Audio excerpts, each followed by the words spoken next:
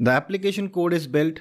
Now we should try to run it on GitLab and create our first, though very basic pipeline. Guys, I will write a very simple pipeline that will run the code present in our repo. My purpose as of now is just to let you know how pipelines are defined in GitLab and hence will not bring any testing building phases as of now.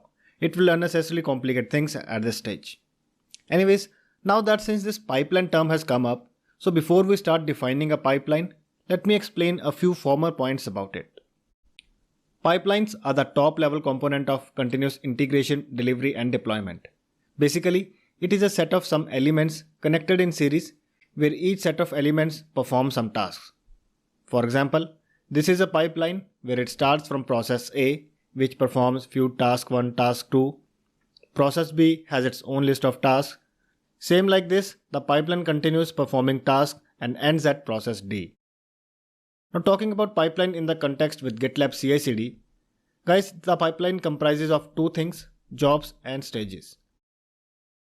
Jobs are the most fundamental element of a pipeline and it defines what to do. For example, it can be a job to test the code or a job to compile the code. Second, stages are collection of jobs. Few jobs when combined together comprises a stage.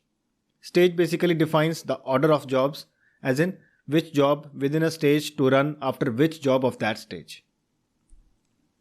In a pipeline, if all the jobs in a stage succeed, the pipeline moves on to the next stage. Or if any job in a stage fails, the next stage is not usually executed and the pipeline ends early.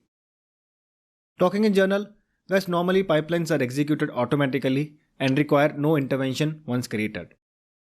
But yeah, in case if needed, GitLab allows you to manually interact with a pipeline that we will see later.